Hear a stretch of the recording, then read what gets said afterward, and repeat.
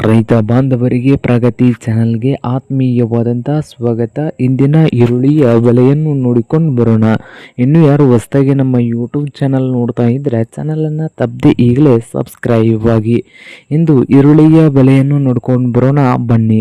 ಇಂದು ವಿಜಯಪುರದಲ್ಲಿ ಒಂದು ಕ್ವಿಂಟಲ್ಗೆ 1400 ರೂಪಾಯಿದಿಂದ 2000, 1400ದಿಂದ 2000 ರೂಪಾಯಿವರೆಗೆ ವಿಜಯಪುರದಲ್ಲಿ ಒಂದು ಕ್ವಿಂಟಲ್ ಈರುಳ್ಳಿಯ ಬೆಲೆಯನ್ನು ಹೊಂದಿದೆ. ಹಾಗೆ ಚಿಕ್ಕಬಳ್ಳಾಪುರದಲ್ಲಿ 1600ದಿಂದ 2800, 1600ದಿಂದ 2800 ಚಿಕ್ಕಬಳ್ಳಾಪುರದಲ್ಲಿ ಒಂದು ಕ್ವಿಂಟಲ್ ಈರುಳ್ಳಿಯ ಬೆಲೆಯನ್ನು ಹೊಂದಿದೆ.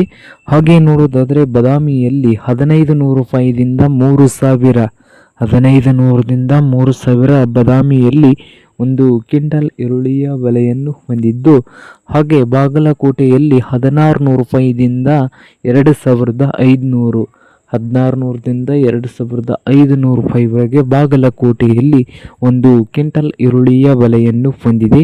ಹಾಗೆ ಹುಬ್ಬಳ್ಳಿಯಲ್ಲಿ ನೋಡುವುದಾದರೆ 1000ದಿಂದ 2000, ಹಾಗೆ ಬೆಳಗಾವಿಯಲ್ಲಿ 1500ದಿಂದ 2600 ರೂಪಾಯಿವರೆಗೆ ಬೆಳಗಾವಿಯಲ್ಲಿ ಒಂದು ಕ್ವಿಂಟಲ್ ಈರುಳ್ಳಿಯ ಬೆಲೆಯನ್ನು ಹೊಂದಿದ್ದು, ಹಾಗೆ ರಾಯಚೂರದಲ್ಲಿ 1500ದಿಂದ 2600 ರೂಪಾಯಿವರೆಗೆ ಒಂದು ಕ್ವಿಂಟಲ್ ಈರುಳ್ಳಿಯ ಬೆಲೆಯನ್ನು ಹೊಂದಿದ್ದು, ಮೈಸೂರದಲ್ಲಿ 1500ದಿಂದ 2600 ರೂಪಾಯಿವರೆಗೆ ಬೆಲೆಯನ್ನು ಹೊಂದಿದೆ. ನೋಡಿ ರೈತರೇ.